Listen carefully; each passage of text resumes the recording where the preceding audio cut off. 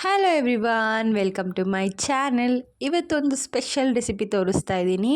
Mutton ವೆರೈಟಿಯಲ್ಲಿ mutton keema ಸಾರು ತುಂಬ ಟೇಸ್ಟಿಯಾಗಿ ಬರುತ್ತೆ.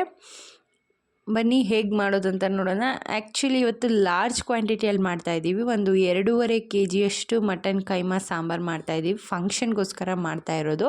ಹಾಗಾಗಿ ಇಲ್ಲೆಲ್ಲ ಕ್ವಾಂಟಿಟಿ ಸ್ವಲ್ಪ ಜಾಸ್ತಿ ಇದೆ. ಸ್ವಲ್ಪ ಕ್ವಾಂಟಿಟಿಯಲ್ಲಿ ಮಾಡೋರು ಸ್ವಲ್ಪ ಇದರಲ್ಲಿ ಮಸಾಲೆ ಪದಾರ್ಥಗಳನ್ನೆಲ್ಲ ಕಡಿಮೆ ಹಾಕ್ಕೊಂಡ್ರೆ ಸಾಕು. ಮನೆಗೆ 1 kg 2 kg ಮಾಡ್ಕೊಳ್ಳೋರು ಈಸಿಯಾಗಿ ಮಾಡ್ಕೊಂಬಿಡ್ಬೋದು. ಮೊದಲಿಗೆ ಎಲ್ಲ ಐಟಮ್ಸ್ ಏನೇನು ಬೇಕಂತ ನಾನು ಇಲ್ಲಿ ಕ್ಲಿಪ್ಪಿಂಗ್ಸ್ ಹಾಕ್ತಾಯಿದ್ದೀನಿ, ನೋಡ್ತಾ ಇರ್ಬೋದು. ನಾರ್ಮಲ್ ಈರುಳ್ಳಿ, ಬೆಳ್ಳುಳ್ಳಿ, ಶುಂಠಿ, ಹಸಿಮೆಣಸಿನ್ಕಾಯಿ, ಕೊತ್ತಂಬರಿ ಸೊಪ್ಪು, ಪುದೀನ ಸೊಪ್ಪು, ಅರಿಶಿಣದ ಪುಡಿ, ಖಾರದ ಪುಡಿ, ಸಬ್ಸಿಗೆ ಸೊಪ್ಪು, ಈರುಳ್ಳಿ. ಅದ್ರ ಜೊತೆಗೆ ಸ್ಪೆಷಲ್ ಅಂದರೆ ಇದ್ಕಿದವರೆ ಬೇಳೆ. ಸೀಸನ್ ಇಲ್ಲ, ಎಲ್ಲದು ಸಿಕ್ಕಿದ್ರೆ ಟ್ರೈ ಮಾಡಿ ಇದಕ್ಕೆ ಹಾಕಿ, ತುಂಬ ಟೇಸ್ಟಿಯಾಗುತ್ತೆ. ಮೊದಲಿಗೆ ಎಲ್ಲ ಮಸಾಲೆಗಳನ್ನ ಚೆನ್ನಾಗಿ ಗ್ರೈಂಡ್ ಮಾಡ್ಕೋಬೇಕು. ಒಂದು 1/4 kg ಈರುಳ್ಳಿ, ಒಂದು 1/4 kg ಆಗೋಷ್ಟು ಬೆಳ್ಳುಳ್ಳಿ, ಶುಂಠಿ, ಹಸಿಮೆಣಸಿನ್ಕಾಯಿ, ಒಂದು 2 ಕಟ್ಟಷ್ಟು ಸಬ್ಸಿಗೆ ಸೊಪ್ಪು, 1 kg ಇದ್ಕಿದವರೆ ಬೇಳೆ ಮತ್ತು 2.5 kg ಕೈಮಾನ ನೀವು ಕೈಮಾ ಶಾಪಲ್ಲಿ ಕೈಮಾಗೆ ಅಂತಲೇ ಕೇಳಿದ್ರೆ ಅವರು ಸಣ್ಣ ಸಣ್ಣದಾಗಿ ಕಟ್ ಮಾಡಿ ಕೊಡ್ತಾರೆ. ಅದನ್ನು ನಾವು ಮನೆಗೆ ತಂದು ಇನ್ನೂ ಸ್ವಲ್ಪ ಏನಾದರೂ ದಪ್ಪ ಪೀಸ್ ಇದೆ ಅಂದರೆ ಮಿಕ್ಸಿಲಿ ಒಂದು 2 ರೌಂಡ್ ಆಡಿಸ್ಕೊಂಡ್ರೆ ಕೈಮಾಗೆ ಪರ್ಫೆಕ್ಟಾಗಿರುತ್ತೆ.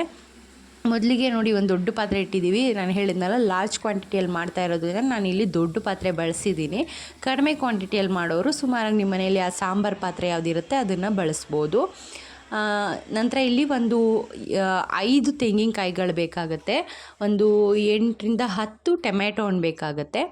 ಇಷ್ಟನ್ನು ಚೆನ್ನಾಗಿ ಎಲ್ಲ ಗ್ರೈಂಡ್ ಮಾಡ್ಕೋಬೇಕು. ಇದರಲ್ಲಿ ಮಸಾಲ ಗ್ರೈಂಡ್ ಮಾಡೋಕ್ಕೆ ಟೈಮ್ ಹಿಡಿಯೋದು ಜಾಸ್ತಿ. ಮಸಾಲೆ ಎಲ್ಲ ಗ್ರೈಂಡ್ ಮಾಡಿಕೊಂಡ್ರೆ ಕ್ವಿಕ್ಕಾಗಿ ಆಗೋಗಿಬಿಡತ್ತೆ. ಇಲ್ಲಿ ಎಲ್ಲ ನಾವು ಒಟ್ಟಿಗೆ ಮಸಾಲಾನ ಗ್ರೈಂಡ್ ಮಾಡ್ಕೋತಾ ಇದ್ದೀವಿ. ಅದರಲ್ಲೇ ಒಂದು 3/4% ಮಸಾಲಾನ ಸಾಂಬಾರಿಗೆ ತೊಗೋತೀವಿ. ಒಂದು 1/4% ಮಸಾಲಾನ ಕೈಮಾ ಬಾಲ್ಸಲ್ಲಿ ಹಾಕಿ ಮಿಕ್ಸ್ ಮಾಡಿ ಇಟ್ಕೋತೀವಿ. ನೋಡಿ, ಸಪ್ರೇಟ್ ಮಾಡಿ ತೆಗೆದಿಟ್ಕೊಂಡಿದ್ದೀವಿ. ಒಂದು 1/4 ಭಾಗದಷ್ಟು ಎಲ್ಲನೂ ಚೆನ್ನಾಗಿ ಗ್ರೈಂಡ್ ಮಾಡ್ಕೋಬೇಕು. ಕಾಯಿ ತುರಿ ಎಲ್ಲ ಚೆನ್ನಾಗಿ ಗ್ರೈಂಡ್ ಆಗಬೇಕು, ಅಲ್ಲಿವರೆಗೂ ಗ್ರೈಂಡ್ ಮಾಡ್ಕೋಬೇಕು. ಈ ಕಡೆ ಇದ್ಕಿದವರೆ ಬೇಳೆ ಬೇಯ್ತಾ ಇದೆ. ನಾವು ಈರುಳ್ಳಿ, ಎಣ್ಣೆ ಹಾಕಿ ಇದ್ಕಿದವರೆ ಬೇಳೆನ ಹಾಕಿ ಒಂದು ಸ್ವಲ್ಪ ಕುದಿಸ್ತಾ ಇದ್ದೀವಿ. ಕುದಿ ಬಂದಮೇಲೆ ನಾವು ಎತ್ತಿಟ್ಟಿರೋಂಥ ಮಸಾಲೆ ಜೊತೆಗೆ ಟೊಮ್ಯಾಟೊ ಎಲ್ಲನೂ ರುಬ್ಬಿ ಸೇರಿಸಿ ಚೆನ್ನಾಗಿ ಸಾಂಬಾರನ್ನ ಹದ ನೋಡಿಕೊಂಡು ನೀರು ಹಾಕಿ ಮಿಕ್ಸ್ ಮಾಡಿ ಕುದಿಸ್ಕೋಬೇಕು. ಟೊಮ್ಯಾಟೊ ಕೂಡ ರುಬ್ಬಿ ಸೇರಿಸ್ಕೋಬೇಕು. ನಂತರ ಇದನ್ನು ಸ್ವಲ್ಪ ಕುದಿಯೋಕೆ ಬಿಟ್ಬಿಟ್ಟು ನಾವು ಕೈಮಾ ಬಾಲ್ಸ್ನ ಮಾಡೋಕ್ಕೆ ರೆಡಿ ಮಾಡ್ಕೊಂಬಿಡೋಣ. ಯೂಶ್ವಲಿ ಇದು ಸ್ವಲ್ಪ ದಪ್ಪ ದಪ್ಪ ಇತ್ತು ಪೀಸು, ಮಟನ್ ಪೀಸಸ್ಸು. ಅದಕ್ಕೆ ಸ್ವಲ್ಪ 2 ರೌಂಡ್ ಮಿಕ್ಸಿಲಿ ಆಡಿಸಿ ತೆಕ್ಕೊಂಬಿಡೋಣ ಅಂತ ಮಿಕ್ಸಿ ಮಾಡ್ಕೋತಾ ಇದ್ದೀವಿ. ಸ್ವಲ್ಪ ಸಣ್ಣಗಿರಬೇಕು, ಆವಾಗಲೇ ಕೈಮಾ ಚೆನ್ನಾಗಿ ಬರುತ್ತೆ. ಉಂಡೆಗಳೆಲ್ಲ ಕ್ರ್ಯಾಕ್ ಆಗೋಲ್ಲ. ಸಣ್ಣಗಿದ್ದರೆ ಉಂಡೆ ಚೆನ್ನಾಗಿ ಬರುತ್ತೆ, ಗಟ್ಟಿಯಾಗಿ ಬರುತ್ತೆ. ನೋಡಿ, ಸಾರು ಚೆನ್ನಾಗಿ ಕುದಿ ಬರ್ತಾ ಇದೆ. ಈಗ ಇಲ್ಲಿ ಒಂದು 6ರಿಂದ 7 ಈರುಳ್ಳಿ, 2 ಕಟ್ಟಷ್ಟು ಸಬ್ಸಿಗೆ ಸೊಪ್ಪನ್ನ ಸಣ್ಣದಾಗಿ ಹೆಚ್ಚಿಟ್ಕೊಂಡಿದ್ದೀವಿ. ಅದನ್ನು ಒಂದೊಂದು ರೌಂಡ್ ಮಿಕ್ಸಿಲಿ ಹಾಕಿ ಕೈಮಾಗೆ ಸೇರಿಸ್ಕೋತಾ ಇದ್ದೀವಿ. ಮತ್ತು ಒಂದು 1/4 ಭಾಗ ಅಷ್ಟು ಮಸಾಲೆನ ಎತ್ತಿಟ್ಕೊಂಡಿದ್ವಿ. ಈರುಳ್ಳಿ, ಬೆಳ್ಳುಳ್ಳಿ, ಶುಂಠಿ, ಹಸಿಮೆಣಸಿನ್ಕಾಯಿ, ಖಾರದ ಪುಡಿ, ಉಪ್ಪು, ಕಡಲೆ, ಚಕ್ಕೆ, ಲವಂಗ ಎಲ್ಲನೂ ರುಬ್ಬಿದ್ದೀವಿ. ಆ ಮಸಾಲೆನ ಒಂದು 1/4 ಭಾಗ ಅಷ್ಟು ಎತ್ಕೊಂಡು ಅದನ್ನು ಕೈಮಾಗೆ ಸೇರಿಸ್ಕೋತಾ ಇದ್ದೀವಿ.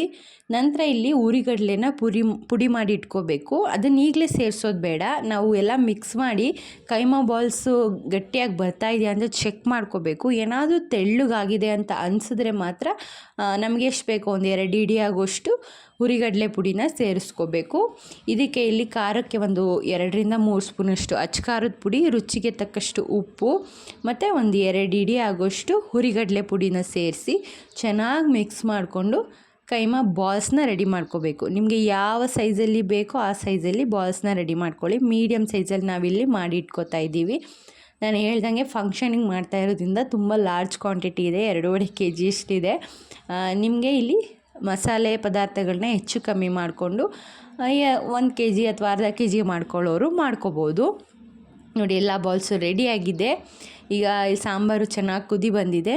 ಎಲ್ಲ ಬಾಲ್ಸ್ನು ನೀಟಾಗಿ ಬಿಡಿಯಾಗಿ ಬಿಡ್ತಾ ಬರಬೇಕು. ಎಲ್ಲ ಒಂದೇ ಕಡೆ ಹಾಕಿಬಿಟ್ರೆ ಒಂದ್ರ ಮೇಲೆ ಒಂದು ಕ್ರ್ಯಾಕ್ ಆಗ್ಬೋದು ಅಂತ ಸುತ್ತ ಬಿಡಬೇಕು.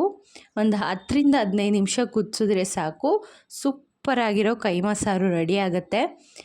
ನೋಡ್ತಾ ಇರ್ಬೋದು, ಒಂದು ಕೈಮಾ ಬಾಲ್ಸು ಕ್ರ್ಯಾಕ್ ಆಗಿಲ್ಲ, ಚೆನ್ನಾಗಿ ಬಂದಿದೆ. ಯಾವ ಒಂದು ಉಂಡೆಗಳು ಬಿಟ್ಕೊಂಡಿಲ್ಲ. ನೋಡ್ಬೋದು ಎಷ್ಟು ಸೂಪರಾಗಿ ಬಂದಿದೆ ಅಂತ. ಟೇಸ್ಟ್ ಕೂಡ ಅಷ್ಟೇ ಚೆನ್ನಾಗಿ ಬಂದಿತ್ತು.